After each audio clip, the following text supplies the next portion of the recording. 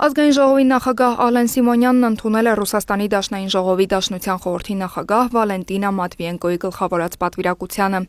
Ազգային ժողովի նախագահը նախառանձնազրույց է ունեցել ռուս գործընկերոջ հետ, ինչին հաջորդել է ընդլայնված կազմով հանդիպումը։ Ալեն Սիմոնյանը շնորհակալություն է հայտնել Վալենտինա Մատվիենկոյին Հայաստան կատարած այցի համար, նշելով, որ նման փոխադարձ այցերը կարևոր են երկկողմ հարաբերությունների զարգացման տեսանկյունից, մասնավորապես ընդգծելով այն հանգամանքը, որ այցը տեղի ունենում հայրենական մեծ պատերազմի հաղթանակի հոբելյանական 80-ամյակի համատեքստում։ Վալենտինա Մատվիենկոն իր հերթին շնորհակալություն է հայտնել Ալեն Սիմոնյանին ջերմ ընդունելության համար, զրուցակիցները քննարկել են երկկողմ օրակարգին վերաբերող տարբեր հարցեր, ինչպես քաղաքական ու տնտեսական, այնպես էլ կրթական եւ մշակութային շեշտը դնելով մասնավորապես միջխորհրդարանական համագործակցության զարգացման վրա։ Անդրադարձ է կատարվել նաև տարածաշրջանային զարգացումներին։ Ազգային ժողովի նախագահը վերահաստատել է Հայաստանի դիրքորոշումը տարածաշրջանում հարատև խաղաղության հաստատման հարցում, նշելով, որ Հայաստանը սպասում է ադրբեջանական կողմին, որպեսզի ստորագրվի Հայաստանի եւ Ադրբեջանի միջև արդեն համաձայնեցված խաղաղության համաձայնագիրը։ Ռուսաստանի Դաշնության Դաշնային ժողովի Դաշնության խորհրդի նախագահն էլ իր հերթին ընդգծել է, որ Ռուսաստանի Դաշնությունը տարածաշրջանում խաղաղության ու կայունության կողմնակից է։